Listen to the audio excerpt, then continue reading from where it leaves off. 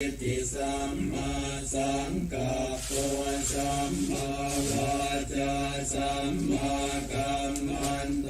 สัมมาอาชีวะสัมมาวายามะสัมมาสติสัมมาสมาธิอายังโคสาภิกขเวมัชฌิมาปฏิปทาตถาคเตนะอภิสัมพุทธาจากขุกรณียานกรณีอุปสมัยอภิญญายสัมพุทธายนิพพานายสังวาตติทังโภปนภิกขเว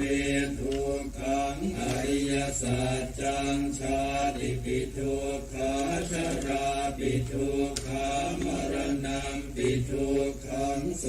กปริเทวทุกขโทมนาสุปายาสาปิทุกขาอาปิเยหิสัมปโยโคทุกโคปิเยหิวิปโยโคทุกโค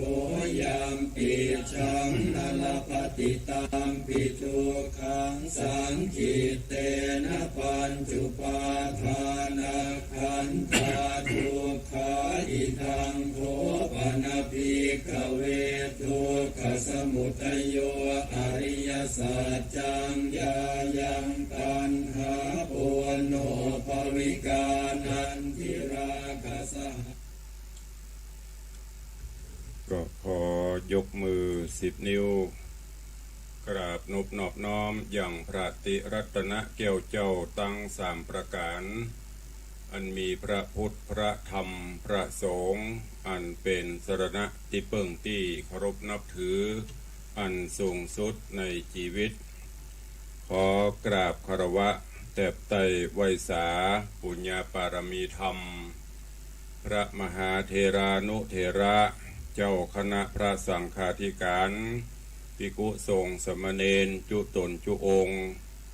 อันไม่มีพระเดชพระคุณหลวงปู่พระเทพโกศลตีปรึกษาเจ้าคณะภาค7เจ้าอาวาสวัดศรีโสดาพระอารามหลวงพระเดชพระคุณหลวงพ่อท่านเจ้าคุณพระเทพปริยัติเจ้าคณะจังหวัดเชียงใหม่เจ้าอาวาสวัด7 ยอดพระอารามหลวงตำบลจ้างเผือกอำเภอเมืองจังหวัดเชียงใหม่เป็นต้นเป็นประธานขอเจริญสุขเจริญพรสาธุชนปอออกไม่ออกศรัทธานบุญตินจองห้องวัดจุหนุ่มเท่าใจยิงก็ขอน้อมต้อนรับทุกท่านเข้าสู่รายการมรดกธรรมกำเมืองทางสถานีวิทยุกระจายเสียงวัดฝ่ายหินตำบลสุเทพอำเภอเมืองจังหวัดเชียงใหม่กระจายเสียงในระบบคลื่นความถี่ FM 104.50 เมกะเฮิรตซ์สถานีวิทยุวัดหนองกายตำบลสันปะยางอำเภอแม่แตงจังหวัดเชียงใหม่กระจายเสียงในระบบคลื่นความถี่ FM 99.75 102.0 และ 89.25 เมกะเฮิรตซ์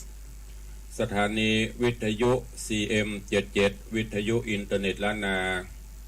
กระจายเสียงในระบบคลื่นความถี่ FM 97.5 เมกะเฮิรตซ์สถานีวิทยุพระพุทธศาสนาจังหวัดเชียงรายส่งสัญญาณกระจายเสียงในระบบคลื่นความถี่ FM 99.50 เมกะเฮิรตซ์และสถานีวิทยุคลื่นพระพุทธศาสนาและจริยธรรมในความอุปถัมภ์ของมูลนิธิพระบรมธาตุเจ้าดอยสุเทพส่งสัญญาณกระจายเสียงในระบบคลื่นความถี่ FM 96.0 เมกะเฮิรตซ์ตลอดจนวิทยุชุมชนเสียงตามสายห่อกระจายข่าวตามวัดตามวาตามหมู่บ้านต่างๆพร้อมกันนี้ยกมือ10 นิ้วกราบถวายความเคารพต้อนรับและเจริญพรต้อนรับครูบาอาจารย์ท่านเจ้าภิกษุสงฆ์สามเณรที่ ได้เข้าตลอดจนญาติโยมที่ได้เข้ามาติดตามรับชมรับฟังทั้งภาพและเสียงทางสถานีมรดกธรรมวัดวังสิงคำทาง Facebook ไลฟ์ทีวีวัดฝ่ายหินทาง YouTube ทาง104ธรรมะคลายเครียดและก็ตามช่องของ Facebook ไลฟ์หน้าจอของญาติธรรมตีได้เข้ามาแล้วได้กดแชร์หนึ่งบุญ1แชร์1บุญเพื่อให้กลุ่มเพื่อนในกลุ่มได้สดับรับฟังเสียงธรรมกันอย่างทั่วถึงรายการนี้ดำเนินโดยอาตมภาพพระครูวิสิทธิ์ศรีลาภรณ์เจ้าคณะตำบลประแดดเจ้าอาวาสวัดวังสิงคำตำบลประแดดอำเภอเมืองจังหวัดเชียงใหม่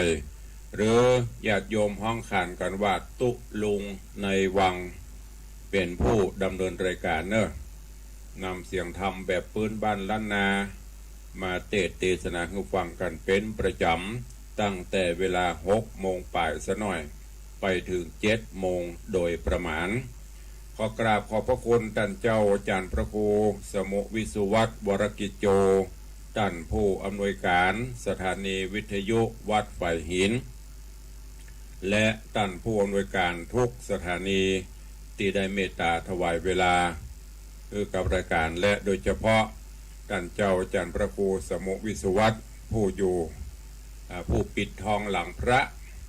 ได้คอยควบคุมดูแลการกระจายเสียงเทคนิคทุกประการ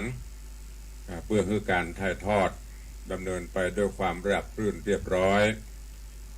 ชัดเจนก็ขอกราบขอบพระคุณในเมตตาบารมีท่านเจ้ามาตะณโอกาสนี้ตัวเองขอบคุณญาติธรรม FC แฟนรายการทุกรูปทุกท่านเด้อที่ได้ติดตามเป็นกำลังใจมาโดยตลอดปะกันวันนี้อากาศสดชื่นแจ่มใสเย็นสบายฟ้าฝนตกลงมาตะวาก็ซัดหาใหญ่ลงมาตะคืนก็ตกเจ้านี้ก็ยังสุยอยู่ก็ตามที่เปิ้นพยากรณ์อากาศเนาะอย่างต่างกรุงเทพต่างภาคอื่นๆก็น้ำท่วมขังก็จะได้ก็ตามด้วยความเป็นห่วงเด้อพี่น้องญาติโยมตลอดจนวัดวาอารามที่อยู่ตามตีนเขาตีนดอยตามเชิงเขาต่างๆและญาติโยมที่จะสัญจรไปมาโดยรถรางพาหนะตามหิมเขาหิมดอยก็ให้ใจความระมัดระวังเพราะถ้าฝนตกมาเจือน้ำมันอิ่มตัวก็อาจจะมีดินมีขี้เปอะขี้โคลนสลายหรือว่าสไลด์ลงมากีดขวางแต่เราจนอยู่ใกล้น้ำใกล้ท่าแม่น้ำปิงแม่น้ำวังแม่น้ำแม่กวงแม่น้ำขานหมู่นี้ก็ดูแล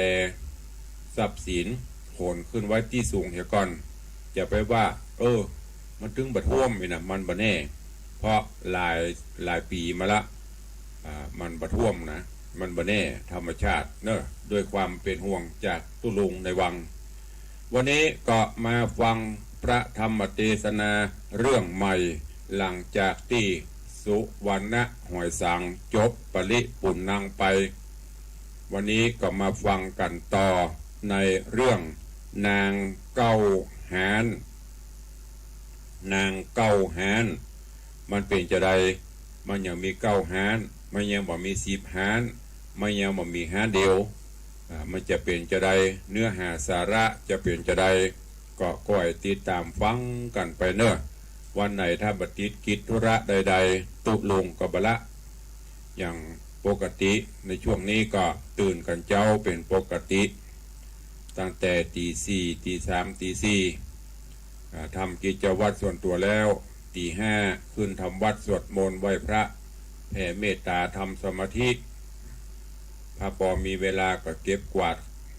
ขี้เงี่ยขี้โกงถ้าบัดตันก็6 โมงเข้ามานั่งต่อก็เพื่อให้ญาติโยมศรัทธาได้รับฟังเสียงน้ำเสียงธรรมกันเนอะ ใครจะผู้จมผู้จา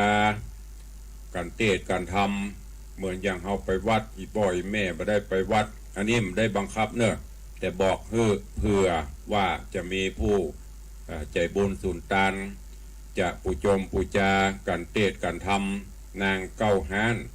ก็สุดแล้วแต่จะผู้จาการเทศน์การทำถวายการน้ำกับไฟกับอินเทอร์เน็ตที่ให้ญาติโยมทั้งหลายได้ฟังกันถึงวันนี้ก็ตามจิตเจตนาศรัทธาอย่างกันที่แล้วสุวรรณะหวยสังนั่นก็โยมพ่อเลี้ยงธนวัฒน์แม่เลี้ยงทัดพิชาก็ปูจากันเทศกันทำมา2 ปันส่วนญาติโยมศรัทธาเขาก็ดักปิง วันนี้นางเก้าหานผูกแรกปฐมฤกษ์เบิกฟ้าใครจะปูจากันเทศกันทำก็ได้เนอะกำเดียวก้อยไปตักไปตายเนาะทั้งจากใน Facebook ไลฟ์แล้วก็จะมาตักมาต่อตั้งหน้าใหม่ต่อไปตอนนี้เวลา6:17 นาทีละก็นิมนต์และเจริญพรเชิญทุกท่านได้สดับรับฟังพระธรรมเทศนาปื้นเมืองเหนือเรื่องนางเกาหานผูกที่1ตอนที่1ณโอกาสบัดนี้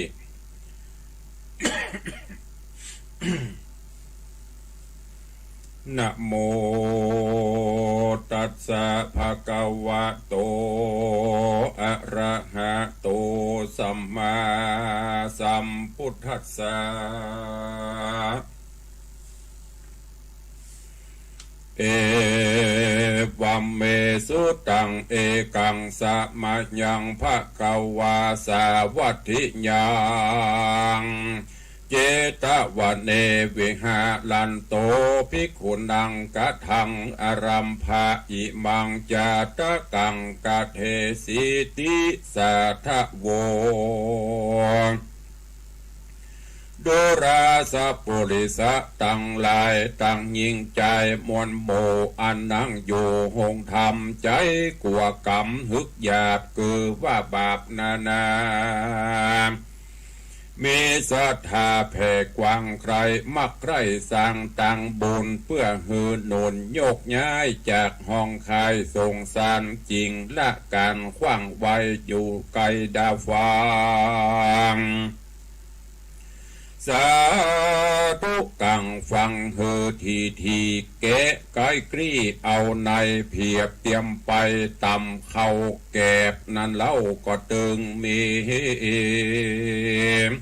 เข้าสารดีเมียดไว้แกลบบ่ใจฟัดไปนิยายไขกล่าวอ้างจุงฮือจางยุบเอา สอนใจเฮาไปนาจริงจักถึงจันฟ้าและเนรปานและนาเอวัมเมสุตังเอกังสะมะยังภะคะวาดังใดยินมานิสาย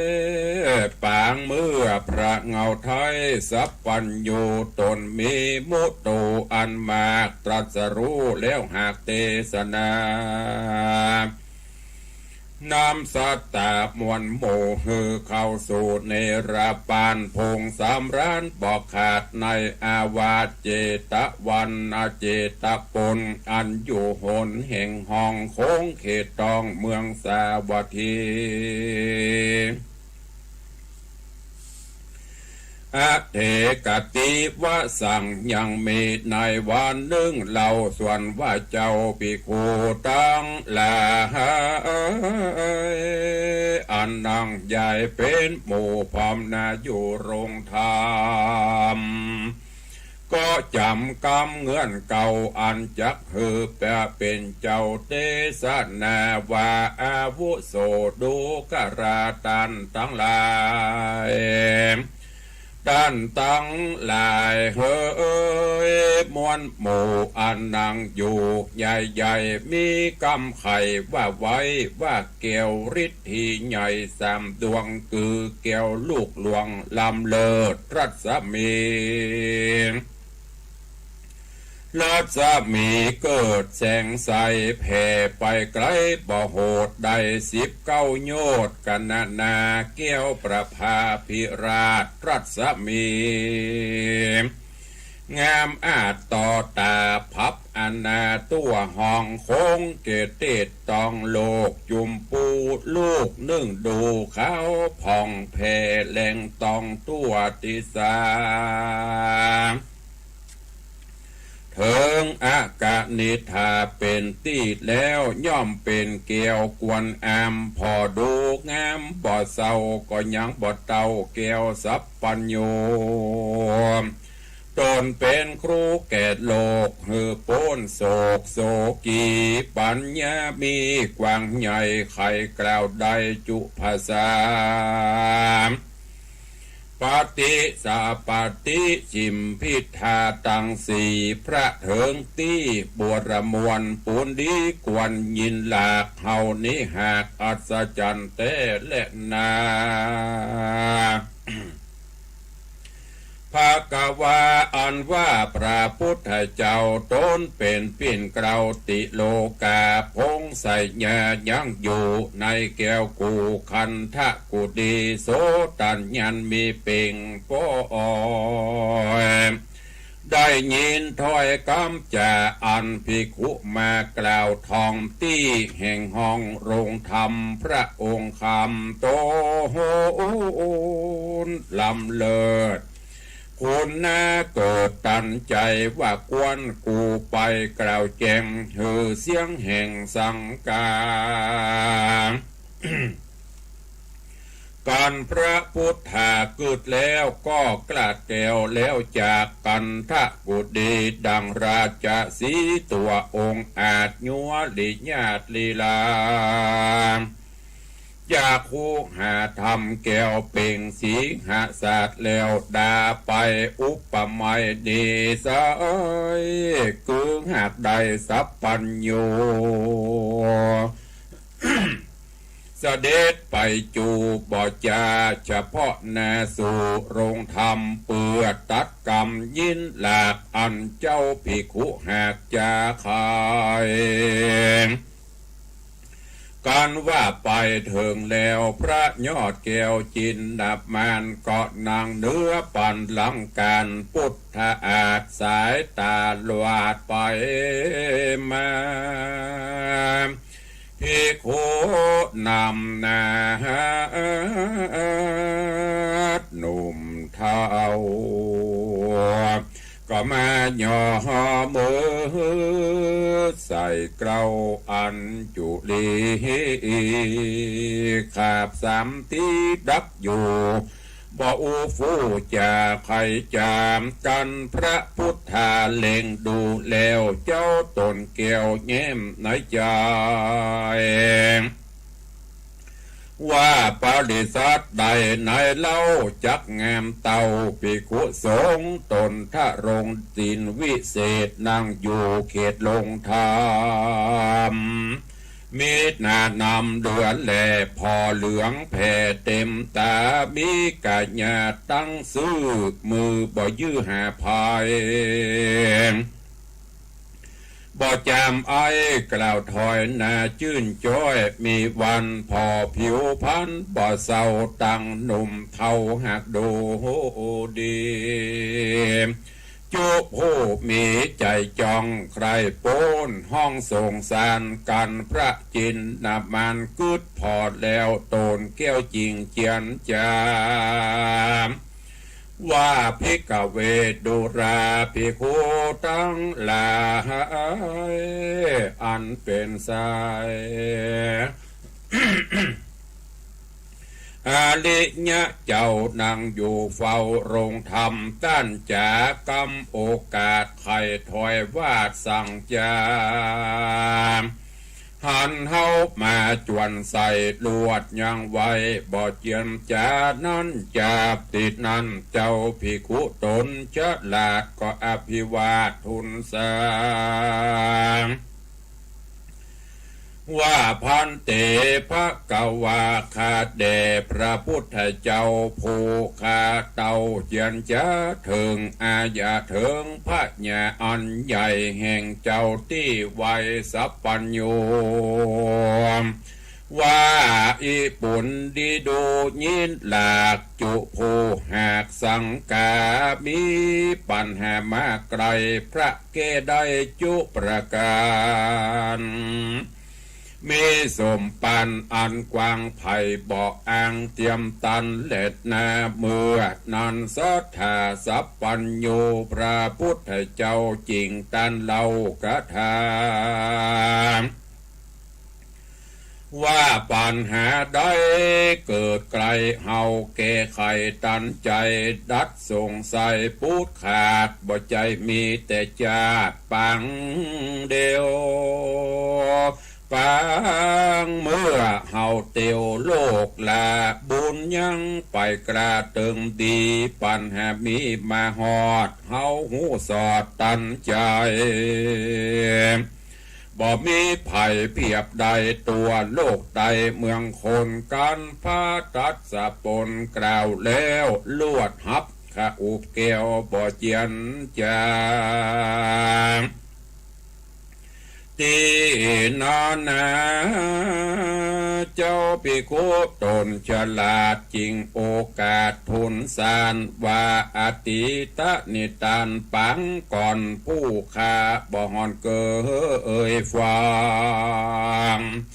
จะติหลังไปแจงขอพระจุงแสงเตสนาแดดเตออัฏฐาภะกวาในเมื่อนั้นสัพปัญโยโดนผ่านแผ่วจริงไข่คะอุกเกวเตสนาว่าอติเตกิระภิกขเวสิขีพุทธกาเลมายุระวัตินกลังวิปุลังอโหสิดังนี้เป็นตนว่าภิกขเวดุราภิกขุทรงตนทะรงสินไสวิโรธเยื่อเงาโคตอริญญาเฮินมนมาแต่เล่าปางเมื่อพระพุทธเจ้าตนชื่อสิขี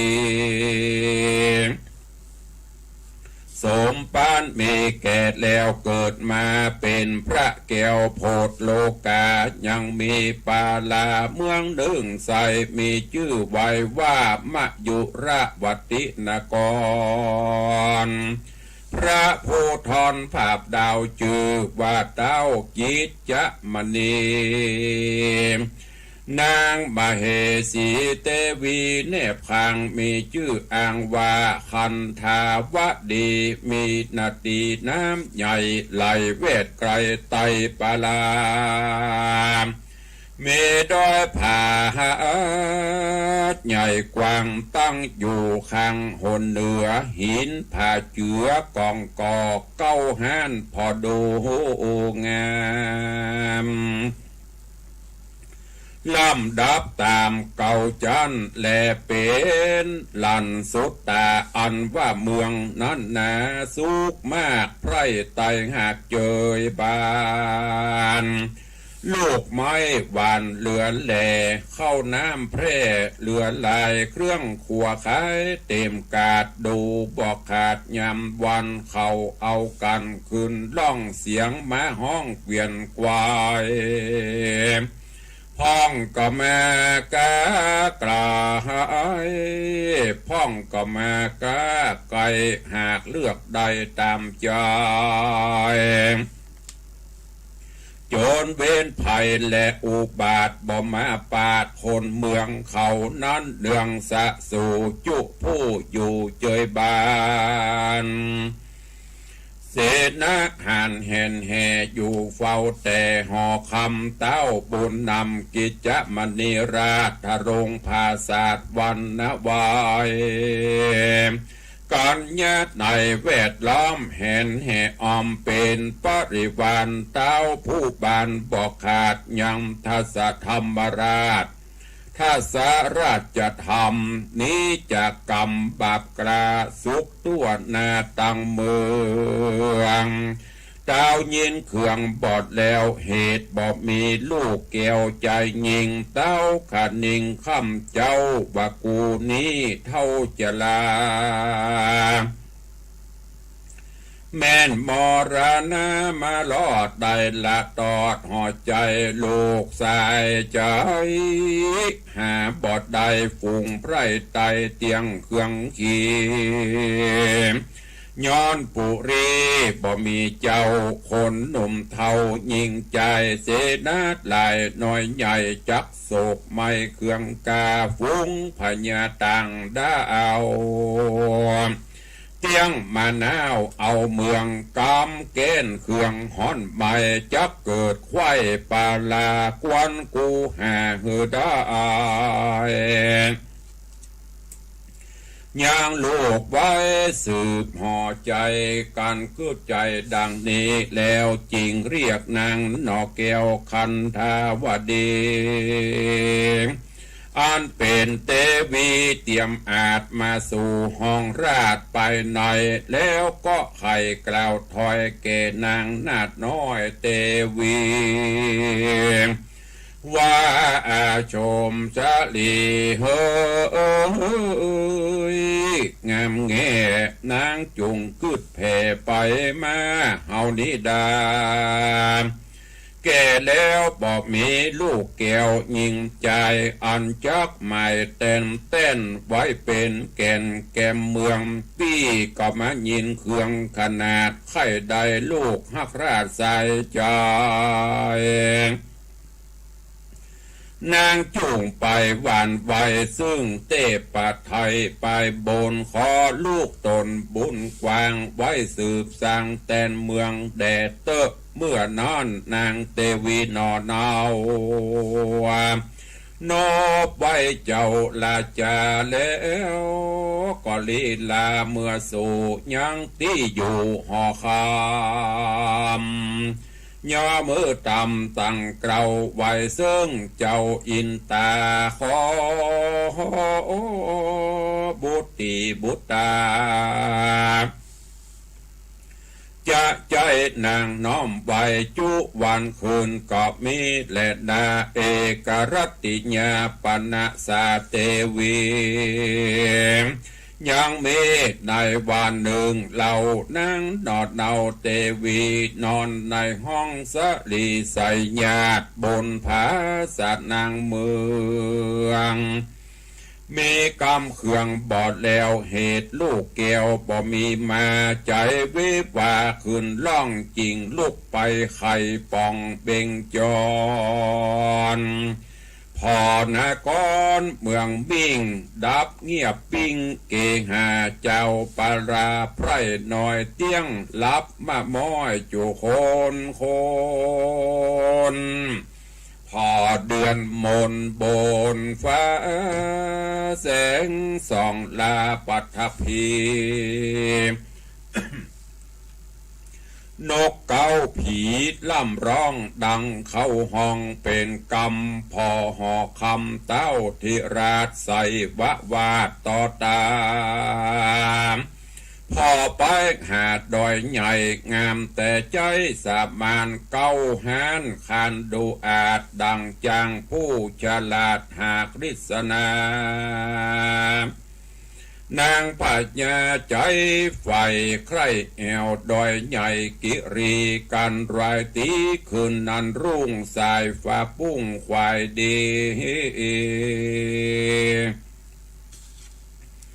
นางเตวีนอดไทยก็ไปขาบใบผัวควันไขเล่าปันบอกกล่าวแก่ตันเต้าตามมีก็มิงฮอนแลนาโสราจาอันว่าพญากิจมณิราชได้ยินโอกาสเตวีเต้ายินดีอนุญาตให้นางหน้าใส่ใจจากหอใจเตตองไปแอวห้องจิลีจิงฮือเสนาบดีผู้ใหญ่อันเต้าใส่ไว้ต่างเป่าเศษนาจุเหล่าตังแม่เจ้าหมู่นางในตังไพร่ไตจุผู้ฮือได้หูจุยิงใจ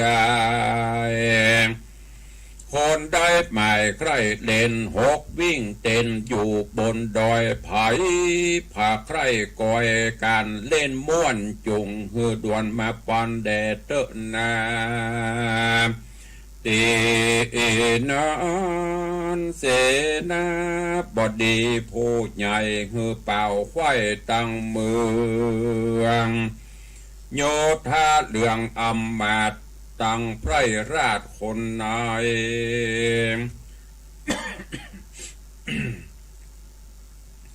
ตั้งไพร่ราชคนในเขามีใจใคร่เล่นมาเป็นเส้นเป็นสายเต้าบุญภายตนองค์อาจก็ปานางราชเตวีกัญญาเตกัญญามีบอดน้อยตั้งข้าคอยและโยธาตั้งเสนาและไพร่ฟ้าเฉพาะหน้าสู่ดอยหลวงคนปันปวงโห่ห้องสะนันกองปัตถพีองตุรีมืดกุมออกจากคุ้มเตียวไปเสนาในหาดเฮาเห็นเหเต้าลาจานางกัญญานุ่มเทาเห็นเหเจ้าเตวีเทิงกิลีดอยใหญ่จุผู้ไฟเจยบานเสนาหันโหห้องสนันกองดงพรายคนลามไหลละลื่นก้อยไต่ขึ้นดอยจันยามตะวันบ่ายใจจริงถึงคายไปดอยและนาอันว่าไปดอยเก้าหานนั่นใส่หาดกว้างใหญ่สุดตามีรุกขาใหญ่น้อยใหญ่หยาดถอยดูงามดอกไม้จามสะพรูหากมีอยู่เหลือหลายแม่เพิ่งหมายสอดไส้นกน้อยใหญ่ซอแซตั้งนกแหล่และนกเอียงมีพร้อมเสียงจุภาษาเอากันมาล่ำร้องเสียงมีกองบุญวอนพระนอภูทรทิราชก็คืออำมาตย์โยธาตกแต่งดาตูบซุ้มฮืออยู่กุ้มจุคนก็มีและนาครั้นถึงกลางคืนมาควายคนน้อยใหญ่หญิงใจก็เอากันหมายมาสู่ยังที่อยู่ราชาเอากันมาเล่นม่วนเพรีร่วนตือพ่องก็ตบมือพ่องตีกองเสียงมีกองกิรีพ่องไขบาตีกล่าวถอยห้องข้าวจ้อยระบำเมืองเพื่อหายเครื่องโศกเศร้าแก่เต้าเป็นเจ้าสององค์ตัวต่างคงดอยใหญ่ดังแต่งไว้ปุรีก็มีเงินและนานิธิตังขีญาสังวันนาวิเศษจะห้องเหตุธรรมเทศนา นางเก้าหานผูกตีหนึ่งตอนตีหนึ่งก็บังโกมสมเรศสะเดช ก็วันนี้ได้สดับรับฟังพระธรรมเทศนาปื้นเมืองเหนือเรื่องนางเก้าหานก็จบปริปุณณังกันไปตอนหนึ่งซึ่งตอนนี้ก็กำลังนำเข้าสู่เนื้อหาเนื้อเรื่องซึ่งได้กล่าวถึงตั้งแต่ครั้งองค์พระภูมิพระภาคเจ้ายังทรงพระชนชีพอยู่นั่นก็ปกติเพิ่นก็จะเสด็จไปทรงแสดงธรรมโปรดภิกขุสงฆ์ตลอดจนโปรดญาติโยมศรัทธาอันเป็นปกติแล้วก็ในขณะก่อนที่จะเสด็จไปนั่นภิกขุสงฆ์ทั้งหลาย ก็จะโจทนากันในเรื่องราวอดีตการต่างๆที่ผ่านมาซึ่งอันนี้ก็เหมือนเดียวกันก่อนที่พระองค์จะเสด็จไปภิกษุสงฆ์ทั้งหลายเพิ่นก็นั่งนั่งจ้านั่งโจทนากันและในขณะนั้นกันถึงเรื่องแก้วอันประเสริฐแก้วมณีโจทย์ที่มีกูลมีก้าแก่โลกทั้งสามซึ่งก็คงมีอย่างเจ้าแก้วเจ้าสามประการคือรัตนะแก้วเจ้าสามดวงนะพระพุทธพระธรรมพระสงฆ์เอาเป็นสรณะที่เปิ่งที่เคารพนับถือเหมือนอย่างปัจจุบันนี้ก็เหมือนกันเฮาท่านทั้งหลายก็ต้องยึดเอาแก้วเจ้าทั้งสามประการและในขณะนั้นพระองค์ก็เสด็จมาพอมาสู่ตำกลางภิกษุสงฆ์ทั้งหลายก็เสด็จลีลาศประทับอยู่ในที่อันควรแก่ตนจากนั้นหมู่ภิกษุสงฆ์ทั้งหลายที่ได้โจทนากันก็ดับพระองค์ก็ถามว่าเจ้าท่านทั้งหลายมามาจ้ากันด้วยเรื่องอันยังกะภิกษุสงฆ์ทั้งหลายก็ยกเอาเรื่องราวของแก้วเจ้าทั้งหลายแก้ววิเศษแก้วมณีโจทย์มูเนี่ยมามาจ้าพระองค์ก็บอกว่าเรื่องมูนี้จะมีในปัจจุบันนี้เนอะมีในอดีตชาติปางก่อนก็มีจากนั้นก็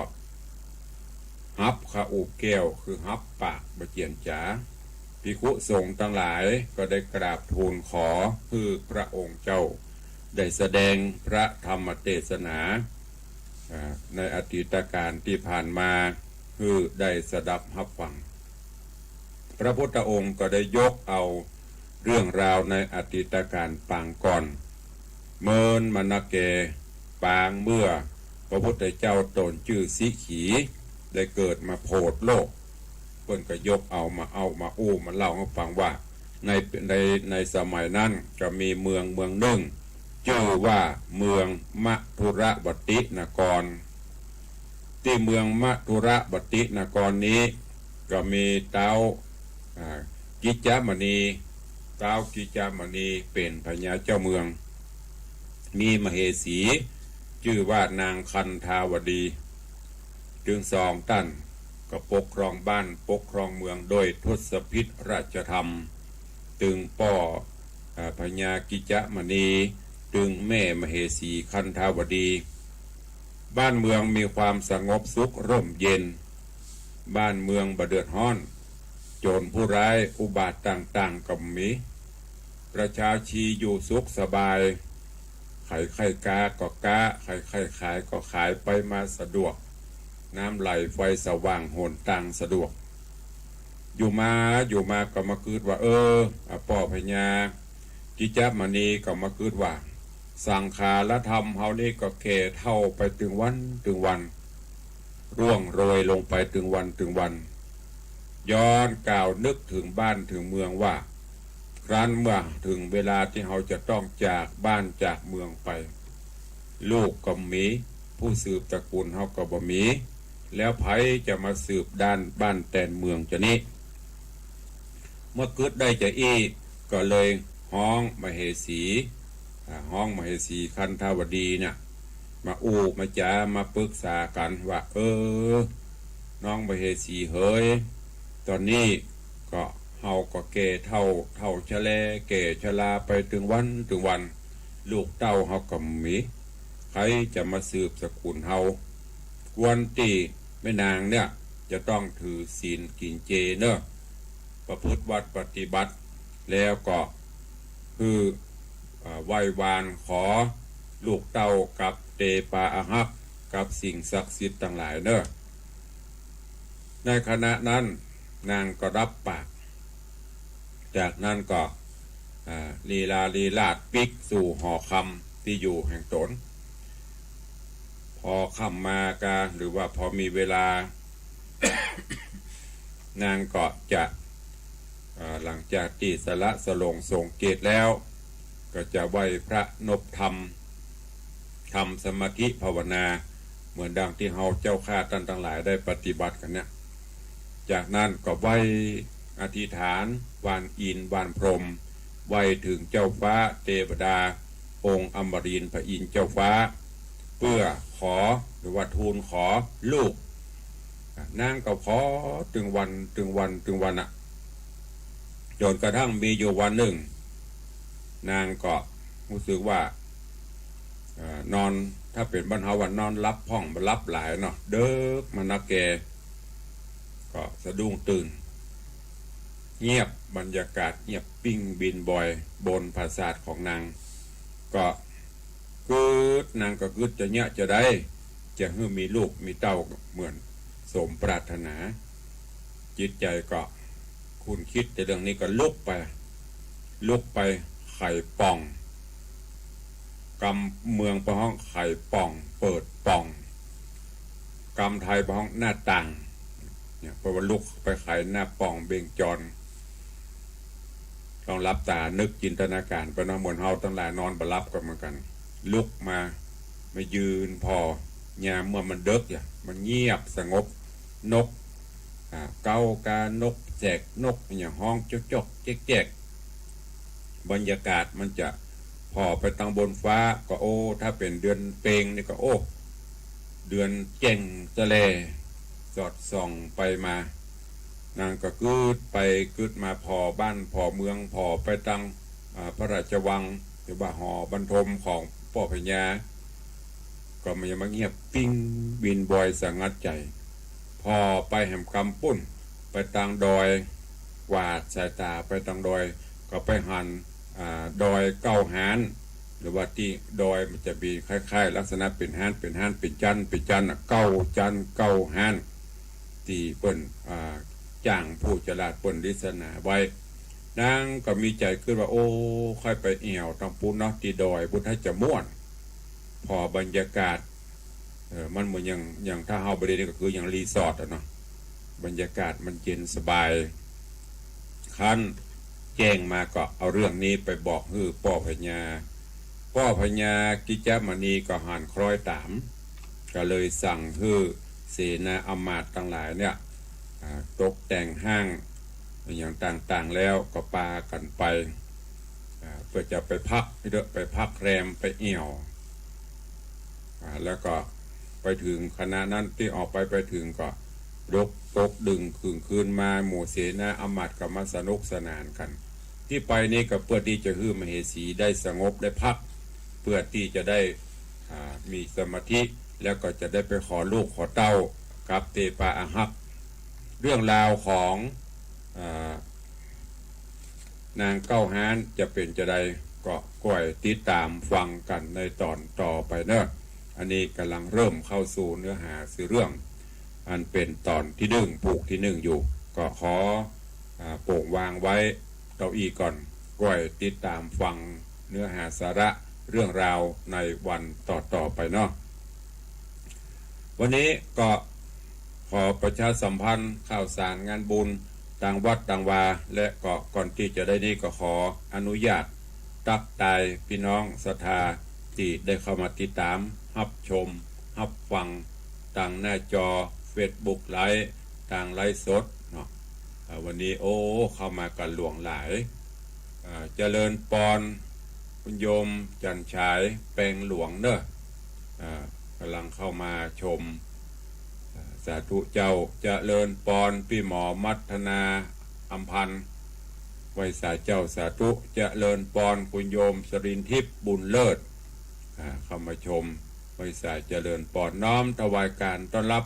หลวงพ่อท่านพระครูสถิตเจติยรักษ์ท่านเจ้าคณะตำบลแม่แฝกใหม่เจ้าอาวาสวัดเจดีย์แม่ครัวกราบไว้สาเช่นกันนะครับเนอะเจริญปอนปินันจรันปิยจันทร์ปินันล่าแห่งดอยซิวเจริญปอนโยมแม่จันดีวิสุทธินันเจดีย์แม่ครัวเนอะเจริญปอนคุณโยมจารุวันทองสุขกราบไว้สาเจ้าเจริญปอนโยมปเลี้ยงธนวัฒน์แม่เลี้ยงทัดพิชาสุสิงคำกราบไว้สาเจ้าไว้สาครับตุลุงเสียงทอง ตุลุง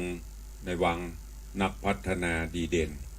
ดูแลสุขภาพด้วยเนอฝนตกแต่ตุขอบคุณโยมปเลี้ยงก็เช่นกันปเลี้ยงก็ดูแลสุขภาพตัวเนอปเลี้ยงไม่เลี้ยงตัว หรือญาติโยม FC เขาทุกท่าน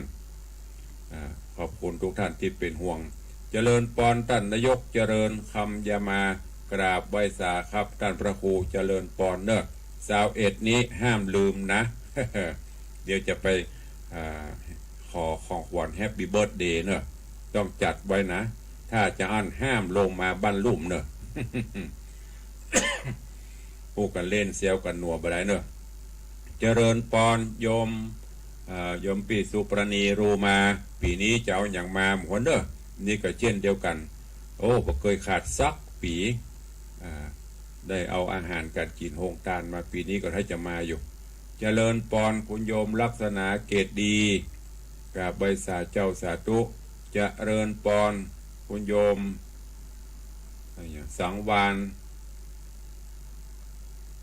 จันแก่นกะถ้าอ่านผิดก็สุมาเนอะตัวมันนิวเจริญปอนโยมปี้อัญชลีคำกิติเจริญปอนคุณโยมตู่เนอะโยมสุรัตน์เสาคำวันนี้ก็จะไปลืมเนอะพ่อเลี้ยงตู่พร้อมตึงญาติอย่าเป็นห้องก็ลูกเลี้ยงเอียงคำเนอะปากันเข้าวังหมดแล้วก็มาหัวมหันละเตืองละวันที่21เจริญเนอะมาห่วมเข้าวังตัวกันสืบจัตตาหลวงเจริญปอนโยมชนจันทร์ซอนคำกราบสาธุค่ะเจริญปอนเจริญปอนคุณโยมพิมพ์บุญใหญ่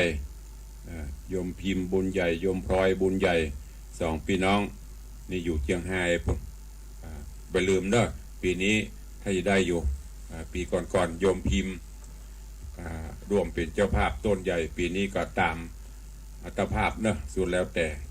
ก็ขอบคุณทุกท่านที่ได้เข้ามาติดตามรับชมรับฟังต่างเฟซบุ๊กไลฟ์ตกโลนประการใดขอสู่มาอภัยตัวแต่วันนี้ขอขอบคุณอนุโมทนาบุญเนอะโยมแม่แก้วลูนแปลงทิพย์นี่มาร่วมโมทนาปูจาพระหลวงพ่อพระสิงห์คำตัวเองโยมแม่แปลงดาวเรืองโยมปรินาดาวเรืองเนอะอันนี้บ้านสารปีมาร่วมสมทบ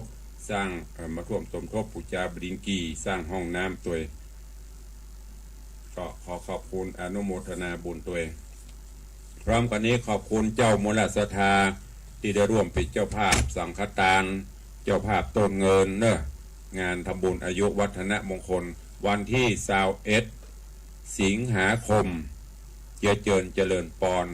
FC อีปออีเมทุกท่านทุกบ้านทุกจองเนอะร่วมในงานทำบุญอายุวัฒนมงคลครบรอบวันเกิด59 ปีของตรุงเอาหยุดย่างกันไป2 ปีนี้ก็เจริญปอนมาสืบชะตาหลวงมาต่ออายุต่อบุญเสริมบารมีธรรมด้วยกันตีวัดวังสิงห์คำเนอะแต่ว่าอีเมก็ว่านึกว่าวันนี้วันเกิดตุลุงใจวันที่21เหลือเวลาแถม20 กว่าวัน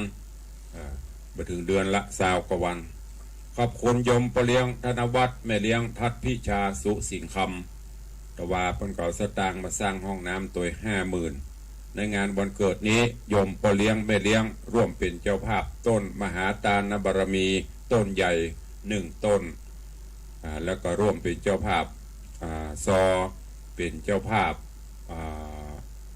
สังฆทานแต่ว่านี้ก็รับโฮงทานเลี้ยงก๋วยเตี๋ยวตลอดวันเลี้ยงกินลาบตัวแหมรวมเบ็ดเสร็จแล้วก็หลายหมื่นอยู่ที่จะเป็นค่าอาหารการกินแต่นี้เพิ่นให้ตั้งต้นมารวมตึงต่อตึงอย่างเป็นเงินอยู่120,000 บาทขออนุโมทนา